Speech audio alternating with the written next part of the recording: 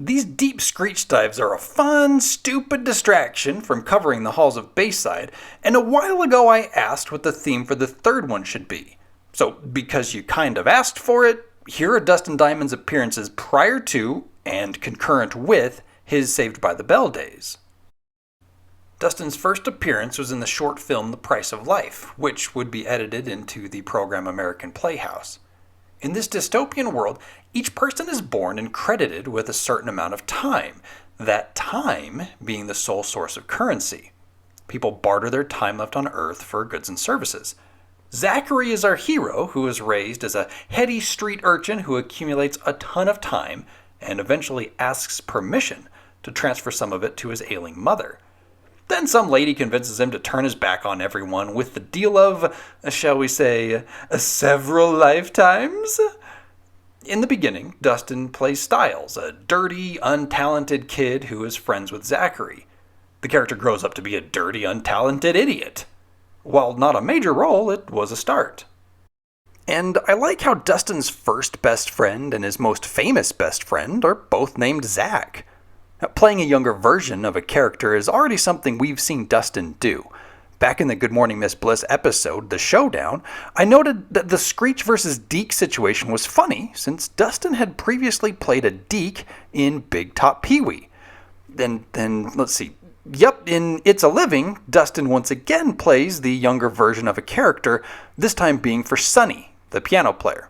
Now, this appearance is an interesting one for two reasons. First, the story is that Sonny's mom is showing up to the club, and Sonny gets to feeling all triggered because he was supposed to be a concert pianist. He relates the story of how he sabotaged his audition by playing some ragtime instead of Rachmaninoff. Dustin, as we have come to expect, hams it up gloriously, and it is a really fun watch. Now, the second thing to note is that a majority of It's a Living was produced by Bob Colleary, who would later go by the name R.J. Colleary, a writer on Good Morning Miss Bliss and a writer-producer on Saved by the Bell. Did Dustin's work on It's a Living garner favor with Mr. Colleary to get him the later Saved by the Bell work? It's certainly possible. Now, in keeping with the musical theme, Dustin also appeared in the 1988 movie Purple People Eater as Big Z. I've done my best to avoid this movie in my life, but this video project broke me, so here we are. Purple People Eater stars Neil Patrick Harris as a rock and roll kid who loves his grandpa. The song Purple People Eater is played and an alien shows up. Somehow, Doogie Howser MD is able to convince the world that this thing is really a shy kid in a costume who can play a mean horn, though we don't see a horn being played outside of the otherworldly horn atop its head. The movie is based on the song by country singer Sheb Wooley, and while the alien is one-eyed, one-horned, can fly, and is purple, no people get eaten. Darn. The plot is that the owner of an elderly housing community wants to kick everyone out and make expensive condos. Dr. Horrible leads an effort with his ragtag crew of bandmates to raise awareness about this injustice, with Purple as the true talent.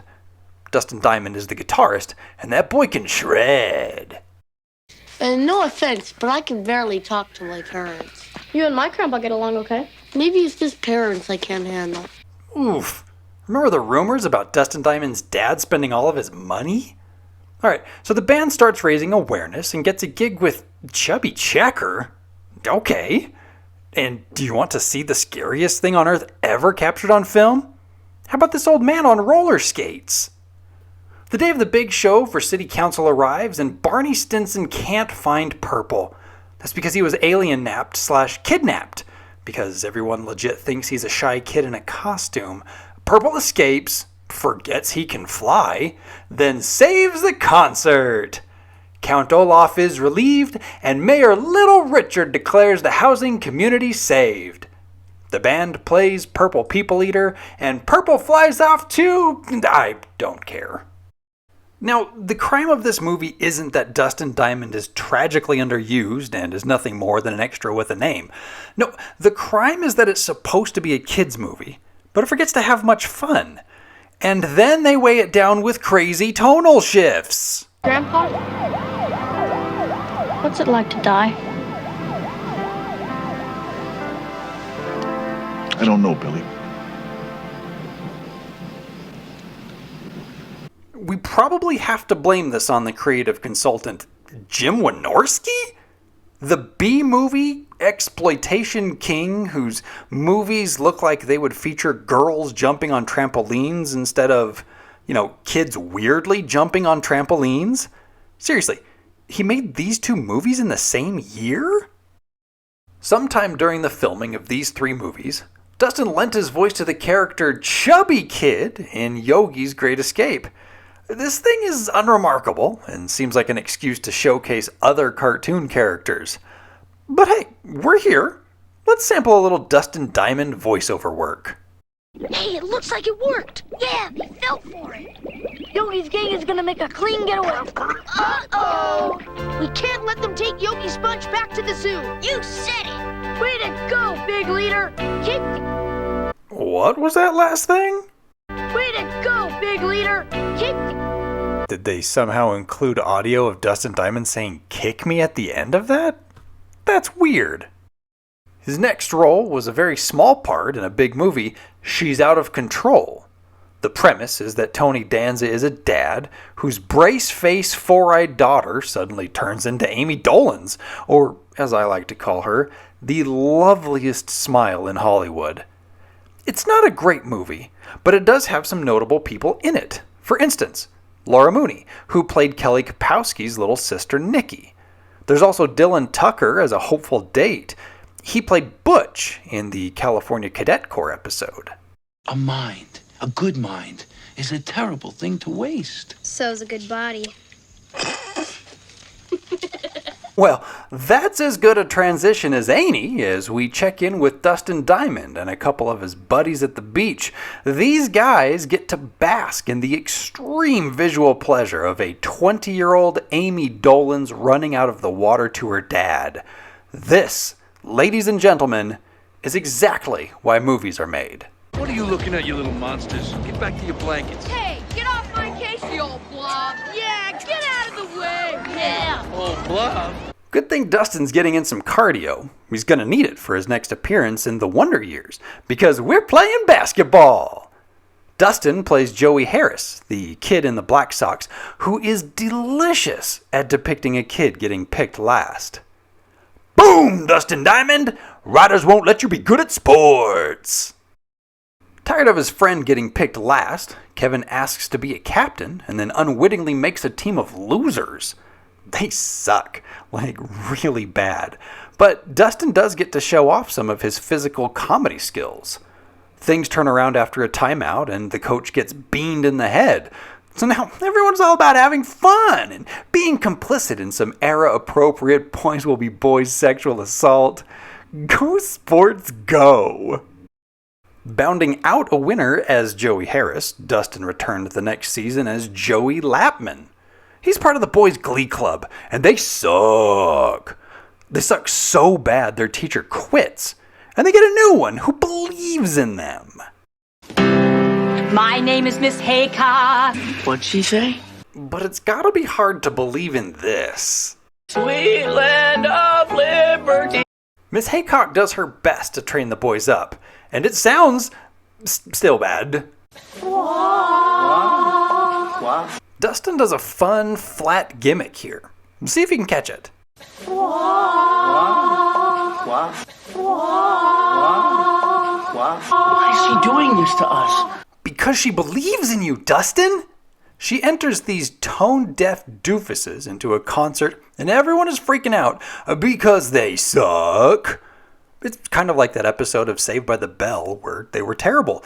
You'll recall that our crew is saved by an unlikely source, a nerd that can sing. Dustin's group is also saved by a lone, unlikely source, the brooding Warren. Things are looking up until the concert when Warren hits puberty. There's no Screech to save this glee club. Everyone just panics and then goes home, I guess. Now, what do we say about the Munsters today? Eddie drinks an experimental soda and can suddenly read everyone's mind. Yes, he does use these powers for selfish purposes. I'll give you $5. I'll give you 10. I'll give you 20. Dustin Diamond plays Rob, the class suck-up, and he's the worst. Mrs. Thomas! Mrs. Thomas! Mrs. Thomas! Yes, Rob. I just wanted to say that I agree with you 100% and I'll be staying after school to wax your car. Mrs. Thomas! Yes, Rob. Oof. Won't somebody pants this kid? Eddie has his family wrapped around his finger, but selling everyone's innermost thoughts at school is starting to take its toll. Eddie welcomes the antidote, and then Dustin gets more annoying screen time. Mrs. Thomas! Mrs. Thomas! Mrs. Thomas! Yes, Rob. Now that Eddie has confessed to his crimes, can we punish him unmercifully? Rob, Yes, Mrs. Thomas? sit down and shut up, you little worm. Yeah! In an episode of Star Trek The Next Generation, Queen Cleavage takes this kid, I don't know this stuff, my nerd knowledge only goes so far, to a holographic representation of the parallax-free spirits. Dustin is believed to be this greeter, so there he is, floating and stuff. This, ladies and gentlemen, is exactly why television is made. Our final Dustin Diamond appearance for this video is for the TV show Getting By. I've looked everywhere and I cannot find this appearance. All I have to offer you is the episode synopsis and a guess as to what Dustin's character was based on an old rock and roll song. The synopsis: Marcus loses money for the family's vacation in a game of pinball and Kathy must try to win it back. That's what the kids wanted to see in 1993. High-stakes pinball. Always gets a replay, never tilts at all, and left on a blanket. Sure plays a deep pinball. This is the rock and roll song I told you about. It's called Pinball Wizard and was written by The Who for their rock opera Tommy. Pinball Wizard was later covered by Elton John for the 1975 movie Tommy. What are those? And there's even a Broadway musical revival that just doesn't help. I don't get the appeal of this.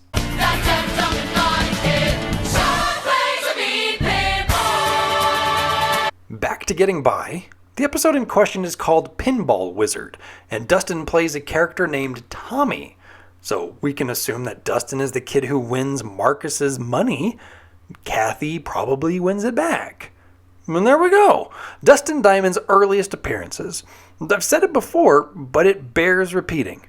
Early Dustin Diamond was really, really good.